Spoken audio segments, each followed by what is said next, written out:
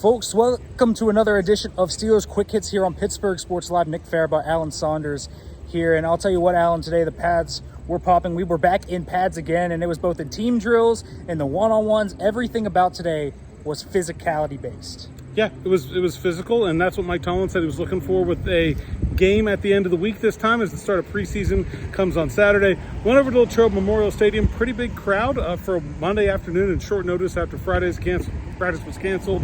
And I think the players responded to the crowd. There were some big hits. Minkah Fitzpatrick coming in to hit Benny Snell hard in the hole on a goal line drill. I thought DeMarvin Leal and Larry Ogunjobi really looked good on that defensive line.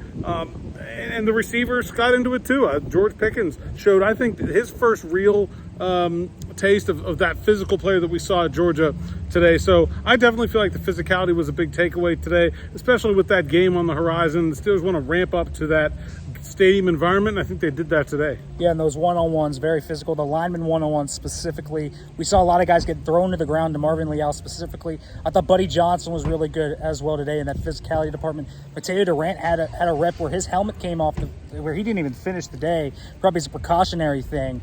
So a lot of physicality, but as always, we also have to give an update on the quarterbacks, and I think today was the Pickett day. Yeah, I mean, he was still mostly working with the third team mixed in with some second team reps, and I thought it looked really good. I just thought he looked poised, calm, under control, starting to look more like the player that we saw at Pitt. There's still going to be things that he needs to work on, adjustments he has to make, but I thought this was another good step forward for him, and it was good for him to look good in that environment, that physical nature. I think that's something that Pickett really thrives on, is that he's more of a football player than just a quarterback, and I think you could tell that today.